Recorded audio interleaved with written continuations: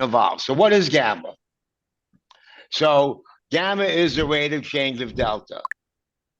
So when somebody buys or sells a call, let's just say buys a call at the money, that's a 50 delta. So I'm assuming most people probably understand that. And so the market maker sells you that call. So he's short that call and then he buys the underlying to hedge it. So if it's one contract, he buys 100, he buys 50 shares, then the equivalent shares of Apple, it doesn't matter. But when there's 5,000 SPX contracts in 0 DTE and you sell that call, he buys those E-minis, and then he has to hedge that out over the course of the day. So in a high gamma area, the delta changes rapidly. So there's going to be aggressive hedging. That's why as you approach these levels, you kind of get these big moves. In a low gamma area, the delta changes slowly, less reaction needed. So like I say in the slide, think of it as a sensitivity knob on the delta exposure. Okay. Well, one sec. Just Sure. so some of this, I'm sure, is people like, well, gamma, what's delta? Right. Please help when me. when you say a high gamma area, to me, it makes me think that must be closer to at the money. And so yeah, go ahead. Okay, so it's two things. And we'll look at this. So gamma is related to a few things. Time to expiration. So the closer to expiration, the greater the gamma, the greater the delta is going to change. Right. An option out in January is not going to change as much as one expiring today. Right. And the other thing, so how close it is to spot, to the price, how close it is to expiration. So this would be a good illustration. Someone asked me, do I value backtest or intuition more? Well, I'll say, and my new tagline is quantuition, where I use the quant thing between that and my intuition. Intuition is really pattern recognition over time. What's intuition? A lot of Dan used to always talk about conscious incompetence, conscious competence, and then unconscious competence. And intuition is just repetition over time where you've seen it and you recognize it. Greg sees a pattern and he knows what it means. He can't, it would take him longer to explain to you what it means or to explain to himself what it means than he sees it and he knows it. Right. And that's the intuition part. Now, as far as back testing, I know it's unpopular to say in the quant world, I'm not a big fan of back testing. I'm not a big fan of back testing. Nissim Taleb has a good book, Fooled by Randomness. And you can back test till the cows come home, and you're going to find all these different things that's a lot of times random. So I'm not, market conditions are different all the time. Volatility is different. Macro is different. So I take back testing with a grain of salt. That said, back testing for this stuff, those people that bother to do it, 85 to 90% of the time it ends up working. Go ahead, Greg. I was going to say, market environments change. And for day traders, could be on a day-to-day basis. So it leads you to having a required understanding of multiple time frame analysis, trends, support, resistance, voids, which is MTS, putting that all together in a thought process. So as traders, especially short-term traders, we have to have tools that allow us to adjust from yesterday and especially if we have open positions, once we put positions on, money is on the line, we get attached to our opinions. And so we need information that allows us, hopefully forces us to change what's happening. All right. So things are moving up. You see a big giant topping tail bar or a breakout failure, and it happens at a resistance area. And maybe it's in alignment with a big level on SPX, big open interest or a whole number. So those kind of things, the more you can put together where there's a confluence of information, and then once you get a price pattern to act, right, there's a greater probability of being right.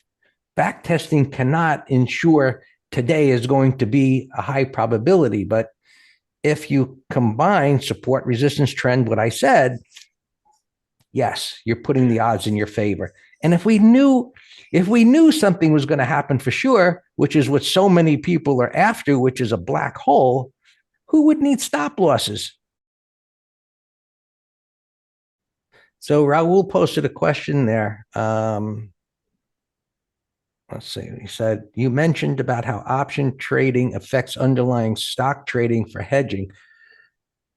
In the case of index funds, what happens if there is actual stock demand? How would it affect gamma delta? How to identify it?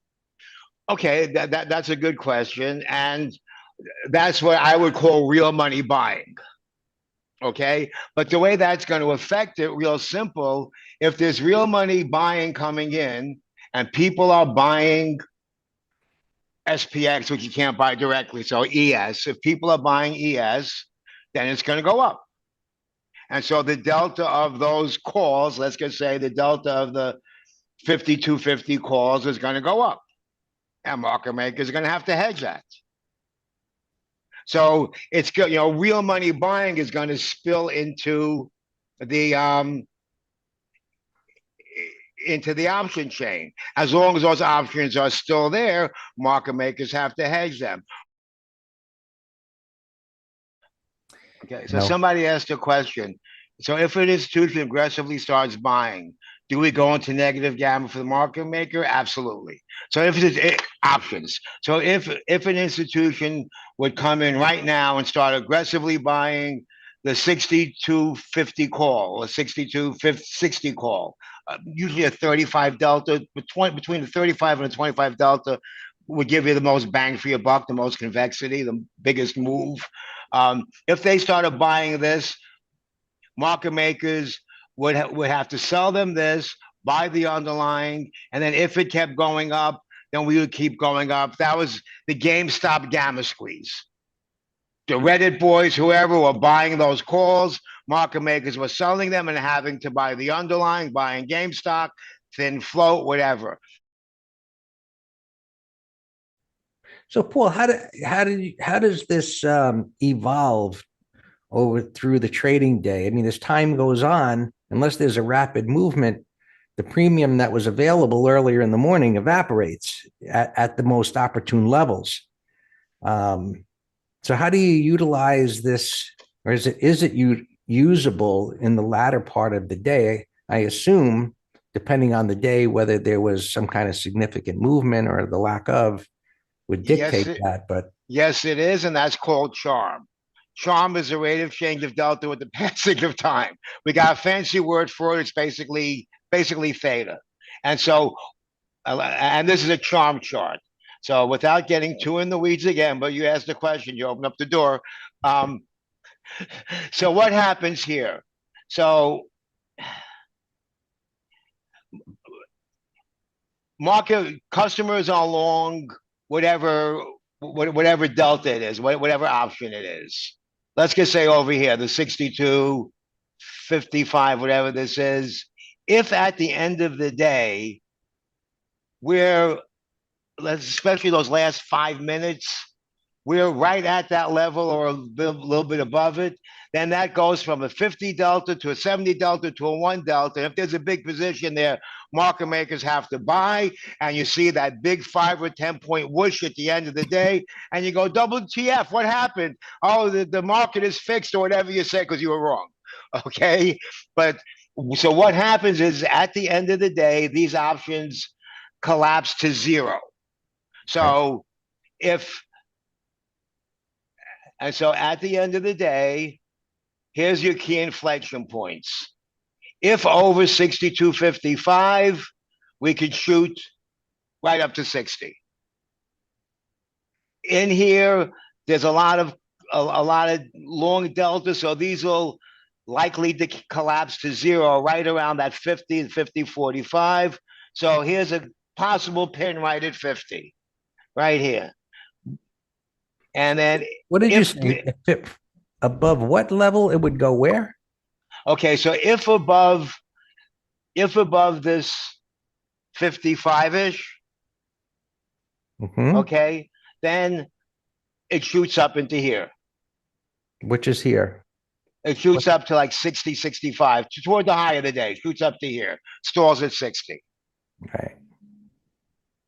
And similarly, if we go here, if we're below 40, if we're like below 45, then we get support right here. Usually, and without going into too in the weeds, we tend to close right below one of these suppressive levels. These deltas decay to zero, so we go below that.